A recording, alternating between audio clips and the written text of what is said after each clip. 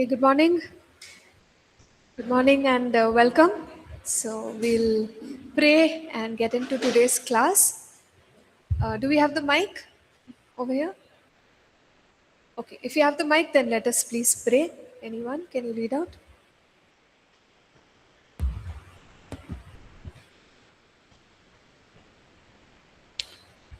Heavenly Father, Jesus Christ, we thank you for giving us this beautiful day, Father. Lord, cleanse us, purify us, and fill us with the Holy Spirit. Lord, open our hearts, open our minds, open our eyes, open our ears.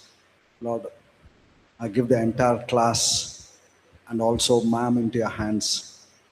Lord, also those online. Let the word, whatever has been taught in the class, let us fill us. Let it fill us and give us knowledge, wisdom, and power, Father. All this we ask in Jesus' mighty name. Amen. Amen. Thank you, brother. So I had mentioned that today we will get into some slightly tougher subjects. So what we will start with is chapter 19. So the previous chapters, which is about 1 second. Yeah, till types and shadows. Have you watched the video, everyone? Can anyone here you haven't watched it? How will you do the exams then? That's the reason I'm putting out the videos like in a systematic way. So if you don't watch the video, I don't know how you did your exam. Because the exam was released for chapter 1 to 14. Okay, so please, those who have not watched, go back and watch because these are basics. If we just want to complete, we can complete it. That's not a problem. But it's not about completing. It's about you people understanding, which is why trying to do it systematically 1 to 14. By now, we should know, like what is figurative language up until types and shadows. Okay, so it's my assumption that all of you are up to speed with me. Today, I'm expecting all of us to go through the next video, which will also be up. That is from chapter 15 to chapter 18. It's, I wouldn't say, very easy, but fairly easy compared to what we are going to do in class today. Today, we are going to do prophetic, interpreting Bible prophecy, which is slightly more confusing. So that is why we're taking it up in class. So today, that means everyone has to listen to the recording plus what we are going to do in class, at least so much, right? So what I'll do is the last bit I will release it a little bit later, maybe by tomorrow morning, so that everyone has to finish. Otherwise, there is no point, right? We can just give you all the lecture videos. You can just listen to it without understanding. Doesn't make any sense. The point is to understand. So then the last exam is tomorrow, which covers everything. Everything. You have to watch till the last video and then please attempt the exam. Otherwise, there is absolutely no point just releasing the exam and you people without even reading. If you're doing the exam, I don't know how you're doing it. Okay, fine. So today, three videos. Okay, chapter 15 to 18, which is a recording from chapter 19, what we are going to discuss. Is everyone with me? Not with me? Online students, are you with me, please?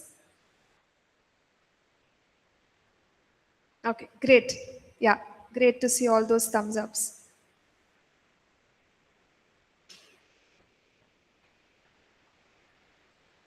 Yes. So, please turn in your books to chapter 19. So, based on whatever we have learnt till now, we will be able to understand uh, Bible prophecy. Okay. So, for those who have not yet gone through what we had discussed, we said that there is different kinds of literary styles, and there were many things about poetry. No, we saw the pattern in which poems are written, some of the literary techniques that are used, figure of speech such as simile, metaphor, personification, and then we slowly went to what is called as types and shadows. Types and shadows, let me just make one point about it. That is, types and shadows have to be taken from scripture. We cannot create it. Okay, everyone, please understand that. So, again, if I say that Eliezer went to find a bride for Isaac. If I say Isaac is a type of Christ, Holy Spirit is similar to Eliezer. So Eliezer is the type of Holy Spirit. Okay. Are you with me or no? Yes. Bride, Rebecca is a type of the church, because church is a bride. Can you see how the connections are made? Is this correct or wrong? It is wrong. Why is it wrong? Types and shadows. Why is it wrong? It has to be in scripture. Yesterday at APC Central, Pastor was preaching.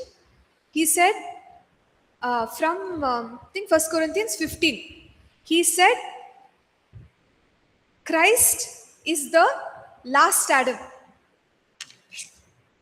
Is that a type and shadow? Is Adam a type of Christ? Yes, because Bible is saying. We didn't make it up, right? So in types and shadows, it has to be in the Bible. If I preach something with my own imagination, that is not correct. Okay. So types and shadows have to exist in the Bible, like how I gave an example. 1 Corinthians 15, Adam is a type of Christ based on 1 Corinthians 15. Got it? Okay, that is types and shadows. Then we move on, parables, very easy. Parables means there are life stories which people can understand, and using that, some lessons are taught. For example, parable of the sower. So, in Jesus' times, agriculture was a very common practice. So, for people to understand spiritual truth, what did Jesus do? He used agriculture. Are you understanding? So, in that way, you take the existing natural truths to bring out spiritual revelation, or bring out spiritual truth. That is parables. So, there are many stories. Parable of the talents, right? So, based on these parables, we are actually receiving spiritual truth. Are you with me? Did you understand? Okay, what parables are? Then the next chapter is about allegorizing. I'm just giving a 2-minute summary. Allegorizing means when we we force meaning into any incident in the Bible. So it could be a historical incident. Again, let's keep going back to the same thing about Isaac's bride. Okay, so if I take that up as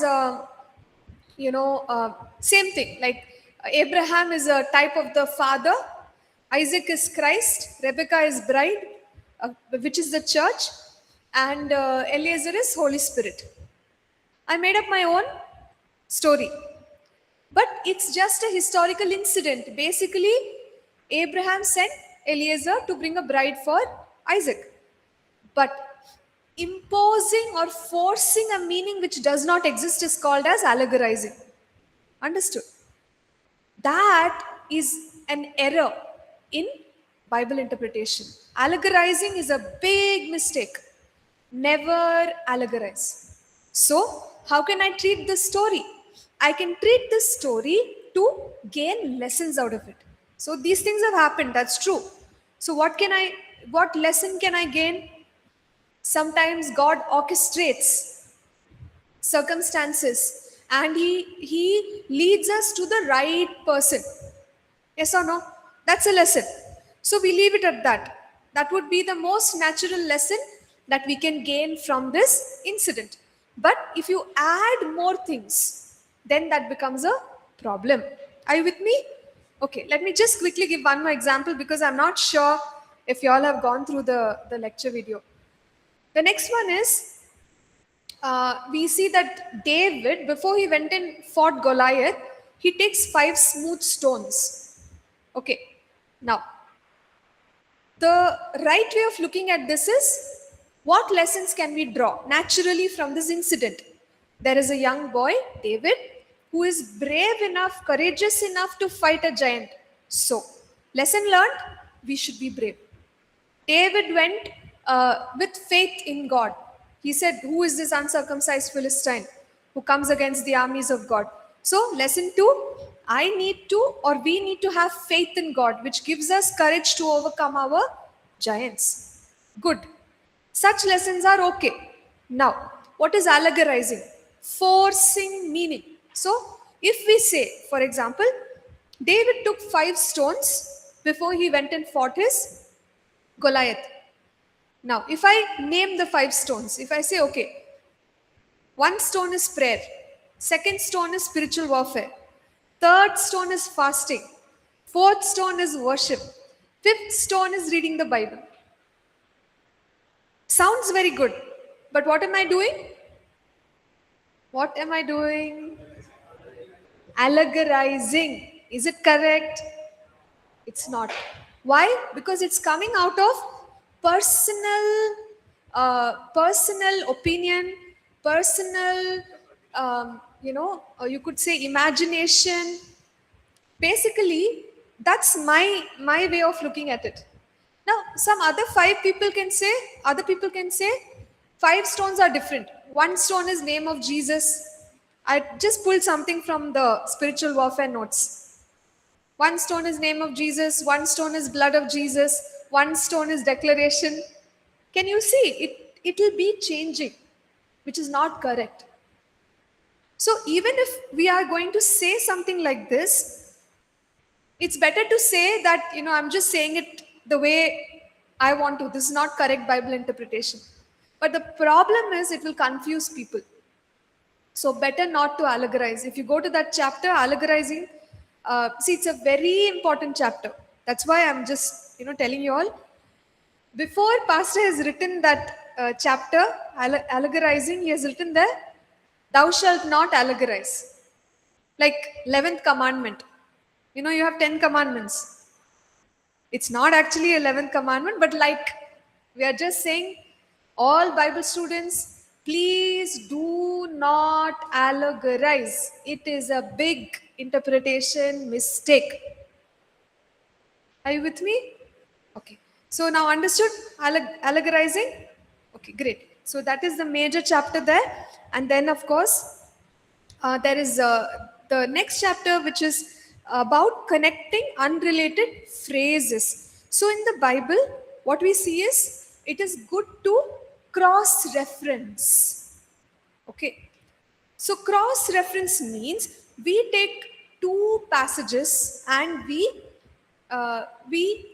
look at similar passages so that we can get a deeper meaning. Understood? So, if one passage is saying that I have been redeemed by the blood of Jesus, then what do? I go to other passages that speak about redemption. I cross reference and then I understand the deeper meaning. But the problem is when we put together unrelated passages and then we connect them, then mistakes happen. So, chapter 17 is about that. So, examples are there in the recording. You can please make use of it. Okay, all right. So, let's go ahead then with chapter 19. That was a very, very brief summary. So, we may have to go a little bit slow here, and as and when I request us to please read some passages, kindly open up the Bible and read it. Also, we may find it little bit difficult because most of this is connected to like majorly end time prophecies. Okay, And if we have not studied the book of Daniel, if we have not studied the book of Revelation, then we lack context. Okay? But please bear with me. Just listen. Maybe you can come back and listen to the recording a couple of times. You will understand. Okay, come. Let's go to chapter 19. So, when we talk about the end times and study end time prophecy, it is not that straightforward or easy for us to interpret. So, there are principles that we have to employ. So, the first principle we are going to look at is we need to understand the sequence of events. How do the events actually take place? And so, um, interpreting the estimated time is very key. In end time prophecy, the Bible does not give us calendar dates. Okay, so it's very challenging to even estimate the time. So now let us know that when God says something, it may take little time for its fulfillment, or it may take a long period of time for the fulfillment. First example, Genesis chapter 3 and verse 50. It's there in our notes, page 225. And over here, the scripture says, "And I will put enmity between you and the woman, and between your seed and her seed. He shall bruise your head, and you shall bruise his heel." Who is this talking about? Jesus Christ and serpent. So, the seed of the woman is, please be loud, Jesus. Okay, very good. And the serpent is Satan. Very good. So, here we can see the defeat of Satan. And this passage is given to us in the book of Genesis. So, around the time of creation is the timing of this promise. Okay, but when did Jesus come? Yeah, so if we look at the passage of time, we see that from the point of creation, it's roughly about 4,000 years. So, can you see in the interpretation? There is a time duration, and it's not a small time. It is 4,000 years. And so, Paul goes back to speaking about this, and he says in Galatians 4:4, "But when the fullness of time had come, God sent forth his Son, born of a woman, born under the law." So, Paul is saying Jesus came according to Genesis 3:15. Look at this interpretation. We need discerning wisdom to connect these two scriptures. There was a promise made early on around time of creation, and Paul, with the wisdom of God, is connecting and saying, has written Galatians 4:4, and he says, "In the fullness of time." That means, you remember we spoke about the words for time. What are the words used for time? Kairos and Chronos. Very good. Okay, Kairos and Chronos. Which time is this?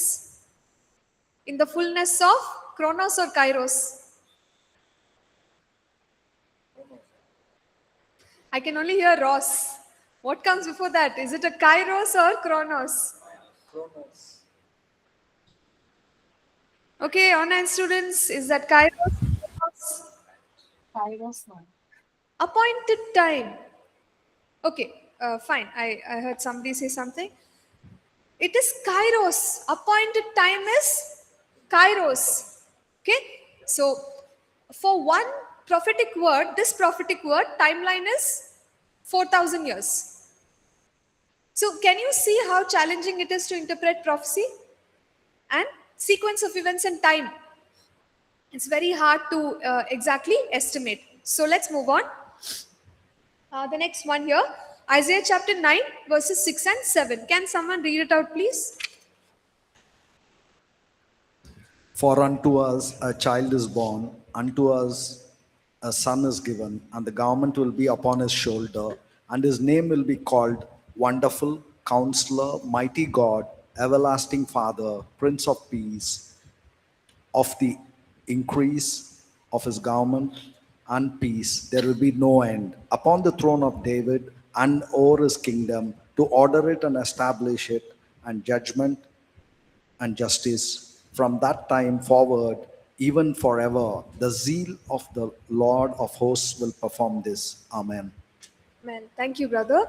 So, as we can note here, the initial part, for unto us a child is born, unto us a son is given.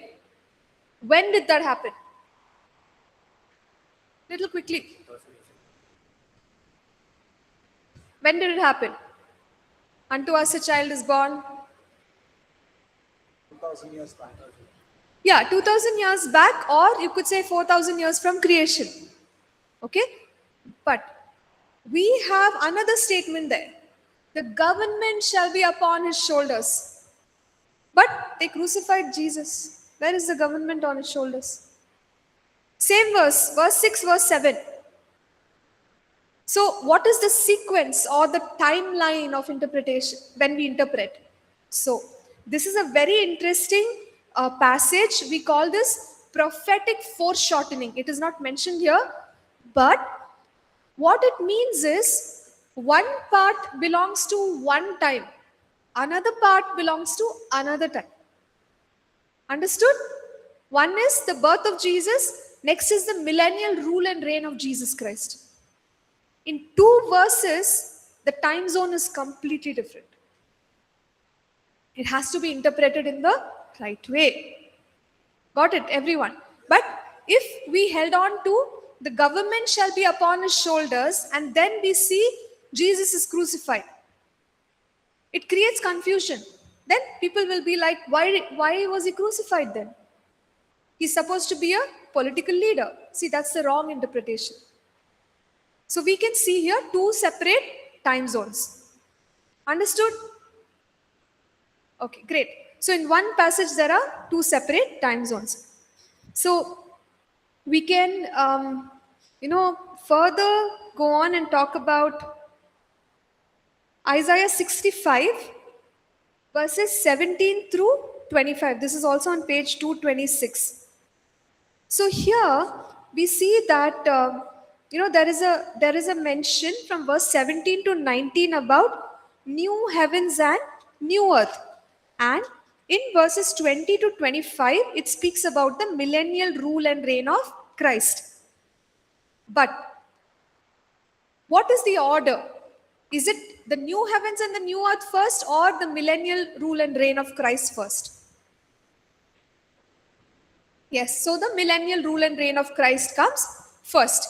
So now we may ask, how do we actually go ahead and interpret these things? There are parallel passages that we will have to cross-reference. Even when we go to the book of Revelation, there also we get clarity, because we see millennial rule and reign of Christ coming before the formation of the new heavens and the new earth. So formation of new heavens and new earth, there is a mention in Revelation chapter 21. When we study the book of Revelation, there is a sequential order in terms of time. So we can clearly see there how you have the great tribulation, then the second coming of Christ, then we have the millennial reign of Christ, and finally we have the new heavens and new earth formed. So based on that as well, we can interpret Isaiah 65, even though the order in which it is written is reverse. Are we getting it? Okay.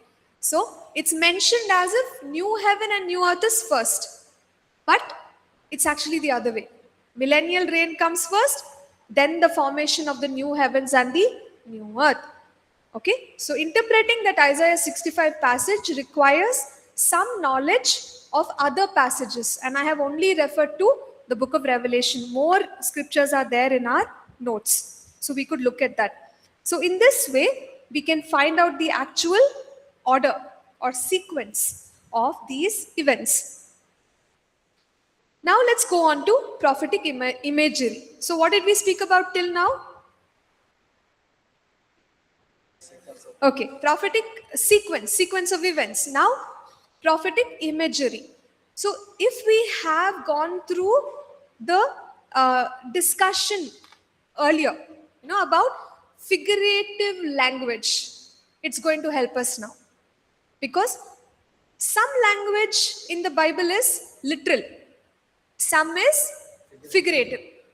Prophetic imagery most of the time is figurative. So that is why it's so hard, because there are things like, there is a woman, she gives birth to a child, and there is the sun, moon, stars. Now, if we are not careful allegorizing, remember I told you, thou shalt not allegorize, it happens. Because we need to interpret who is that woman, who is that child, who is the dragon. You see, there are all these images provided, but finding out the right meaning of the images will give us the right interpretation. Okay, so prophetic imagery requires careful study in order to find out the actual meaning. So, this figurative and symbolic language needs correct interpretation, and what we can do is we can look at the passages, various passages in the Bible that may correspond. So, we are starting with the example of the coming kingdoms in the book of Daniel. So, those of us who have read the book of Daniel will have an idea. Those who haven't, please go back and read. Okay? I'm trying to explain it in the most simplest way that is possible right now. So, when we study the book of Daniel, Daniel has visions. In those visions, he sees images which are actually speaking about kingdoms. Okay? And we also see that those kingdoms can be interpreted very carefully based on the passages in Daniel itself, most of the time. So anyway, let's get into the portion here.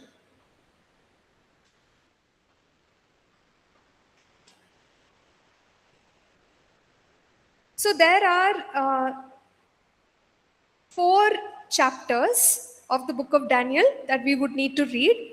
First would be Daniel chapter 2, where he has a vision, or rather Nebuchadnezzar is the one who has a vision over there.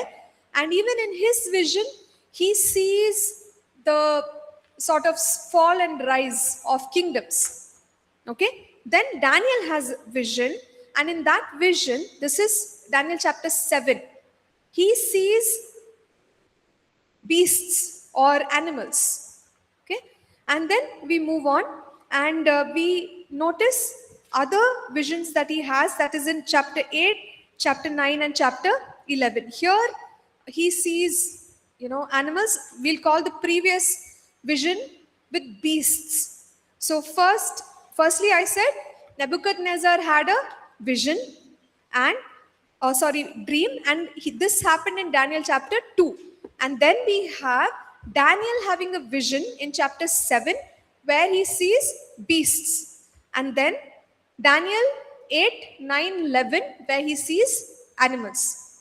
So there is a connection between what is going on in these chapters. And you could also compare this with the book of Revelation. So we have a really nice table, and this is on page 228. So I request everyone to please turn to page 228, page 229, and you can see the comparison that is happening between all of these four different sections. Okay, so let us now start comparing. From Daniel chapter 2, from Nebuchadnezzar's dream, we notice something called as the head of gold. So basically, he sees one large image. Okay, and that large image, there is a head of gold, there is a breast and arms of silver, you have belly and thighs of brass, legs of iron, feet of iron and clay, and 10 toes. Are you with me? Okay, Daniel 7, a huge image with head of what? Gold, right? And then what is the next one? Breast and arms of silver, belly of brass, and then you have legs of iron, and then you have feet of iron and clay, 10 toes. So this whole description is corresponding with what Daniel saw later. So we can see the comparison in the next column here. And basically, Daniel saw different beasts. So you see a very powerful beast, lion, then there's a bear, then there's a leopard, then there's a terrible beast with iron teeth, from which come 10 horns. And then later on, you see 10 horns mentioned and something called as the little horn.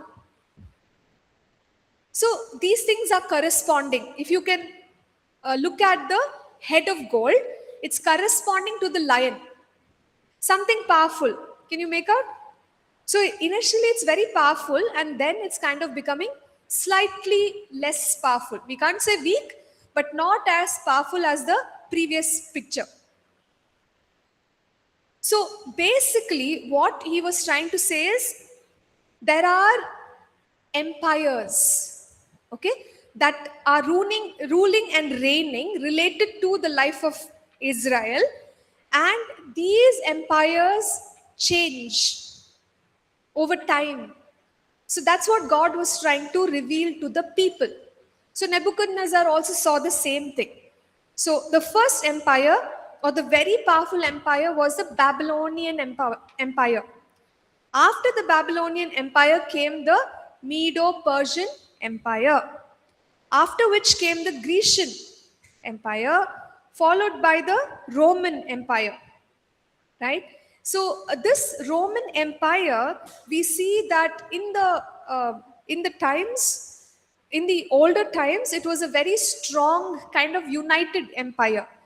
But based on what Daniel sees, this Roman empire that is going to emerge, it's something like a region which is reorganized, and it is loosely held nations instead of an empire. Okay, so it's not going to be like the old really great Roman empire, but it will be like loosely held nations which will kind of function together. And then we will see 10 leaders. So we saw in Nebuchadnezzar's dream something called 10 toes.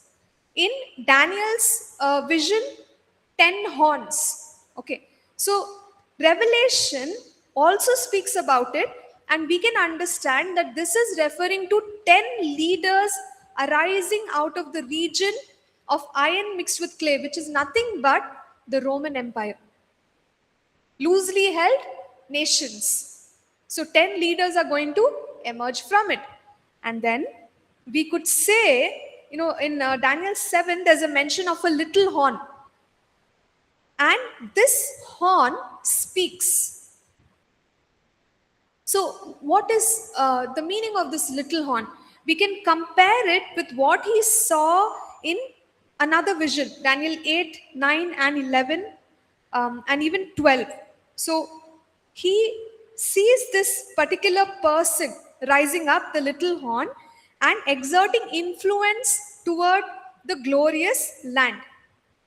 So we know that this is an individual with influence, somebody who speaks, somebody with influence. And in Daniel 7, there is also a mention that this little horn will be destroyed. So who can this be? Little horn?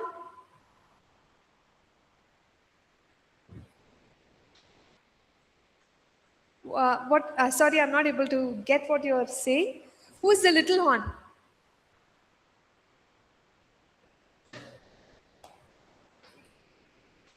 There are various empires. Okay, how many empires? 4 empires. Yeah. So now among them, the last one has 10 leaders, but these 10 leaders are supporting the little horn. Who is the little horn?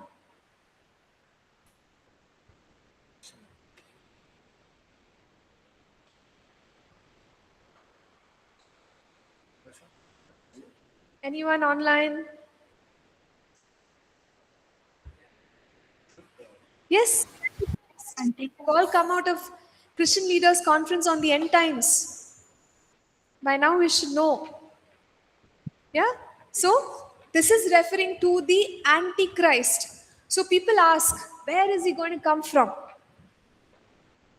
So where is he going to come from?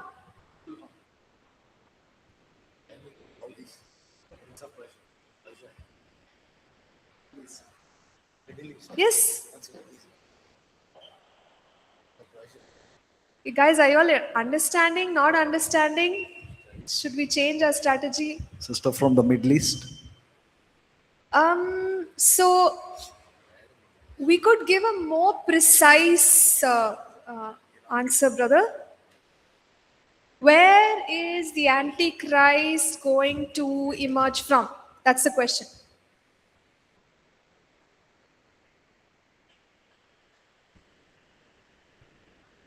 We already finished discussion.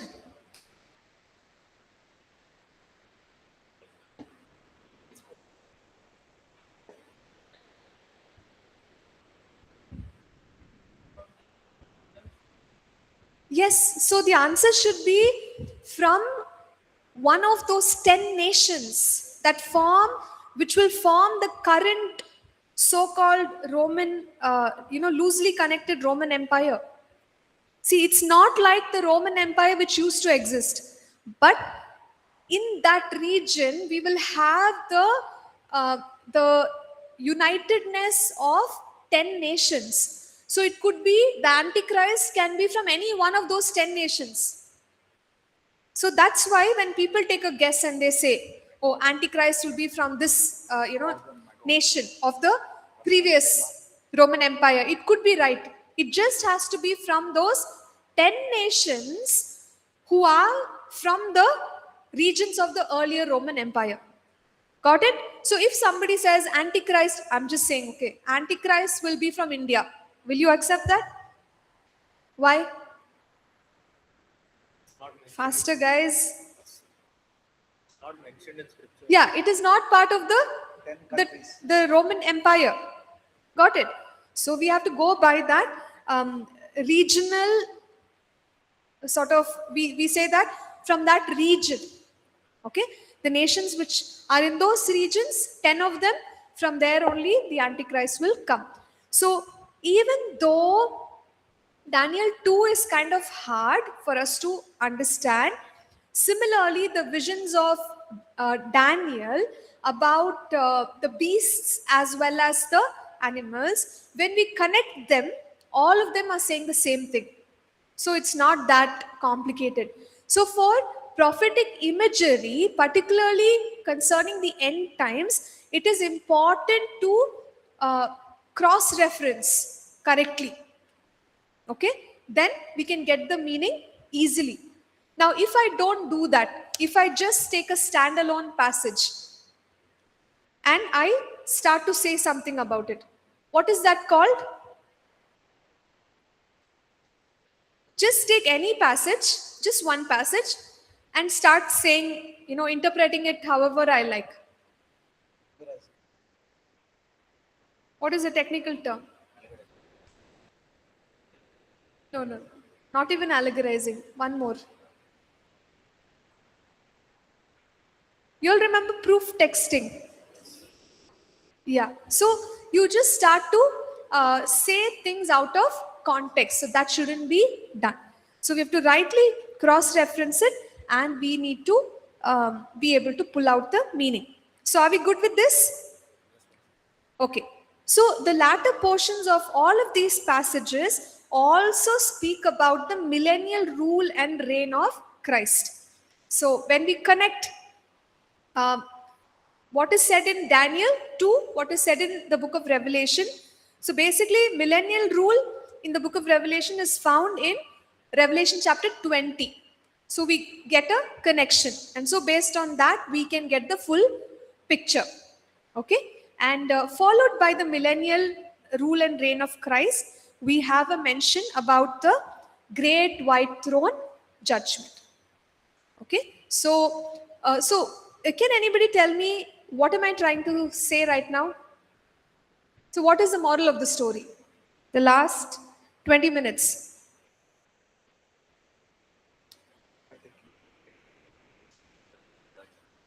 Yeah, you can just share with me what is it that I'm trying to establish. Prophetic imagery. Yes, so first we spoke about sequence of events. Secondly, prophetic imagery. But in order to interpret prophetic imagery correctly, we are being consistent with other passages in the Bible as well. And all are saying the same thing. You got it? So we are not interpreting one passage as a standalone. We are cross-referencing it with other related passages, and all are presenting the same truth. So we can be confident that we have brought out the right meaning and not made up our own interpretation of the images. So the point is, the Bible will help us understand prophetic imagery. Most of the time, the Bible is already explaining the imagery. Only thing, we need to spend some time to research and study. Did we understand? Okay. So, in this case, we have compared various passages, and since all are speaking about the same thing, it's easy to recognize that God was revealing about the coming kingdoms. All right. So now, let's look at one more passage and the imagery before we stop. So, Revelation chapter 12, verses 1 through 6.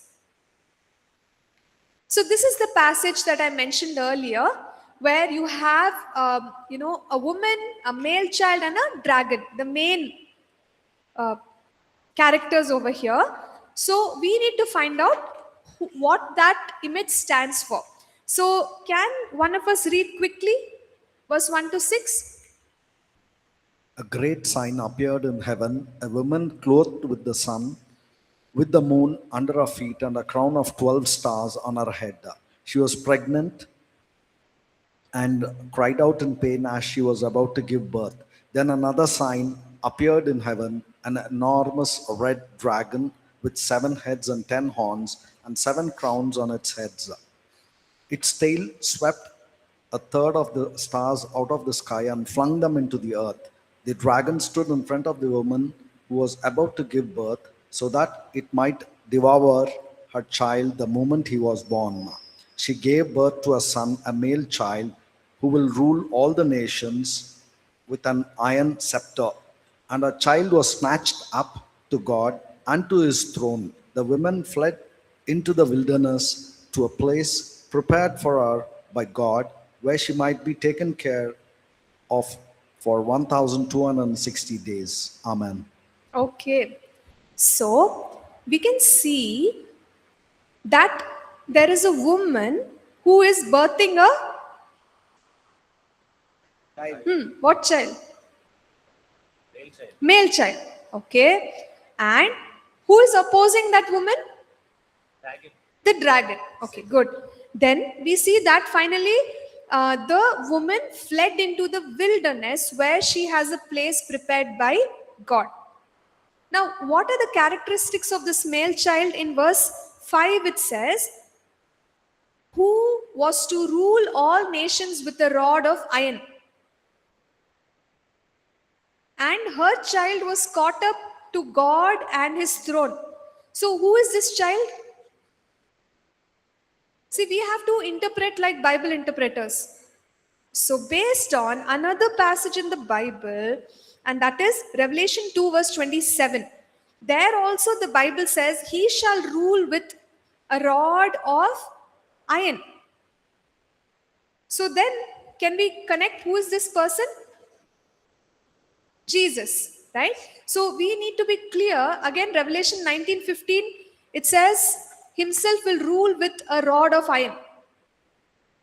So, because these two passages are saying that he will rule with the rod of iron, it's referring to Jesus. So, then who is the male child? Now, it's like maths. We have evidence. There are two passages. Based on that, we are saying male child is Jesus. So, who gives birth to the male child?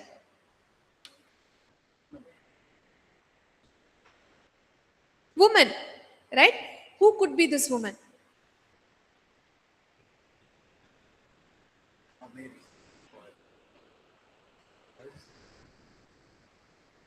Don't share from your thoughts, guys. Look at the passage.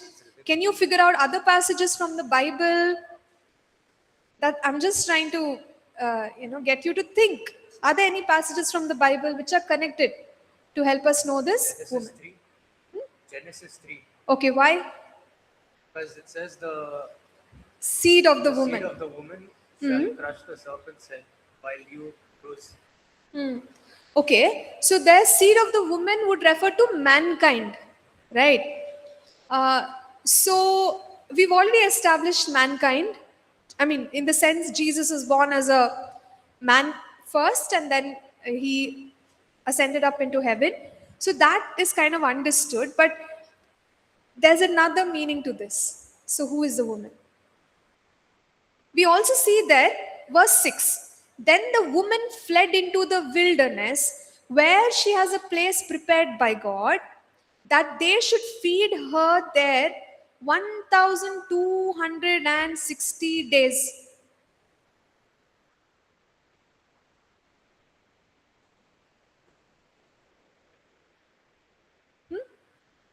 Israel, correct. So the answer would be Israel. So if we look closely, we understand that it is Israel out of which Jesus was born. So the woman gave birth. Jesus came out of Israel. And why are we making the connection to Israel? So we can also, understand here. Okay, let's not get into that. We may get confused. Okay, so just go with 3.5 years. So I read out a number of days. Those days correspond to 3.5 years. So we also recognize that 3.5 years refers to the in the tribulation, the period of the great tribulation. So we know that in the 7 years, in the middle, there will be the breaking of the peace treaty. And then will come a time when there will be so much tribulation on the earth. So at that time, Israel will go through a lot of difficulty, isn't it? And God will protect Israel. So we can understand that. And we can also see that Satan is the one who is coming against Israel. And actually, his main thing is against Jesus because he's after that male child, basically. Right? So now we have clarity on who the dragon is, who the male child is, and who the woman is. Right? So this is broadly the way in which we have to interpret. Okay, just think about it. Once you come back, we'll touch on the same example some more and look at other passages for interpretation. All right, let's take a break, everyone. We'll meet in 10 minutes. Thank you.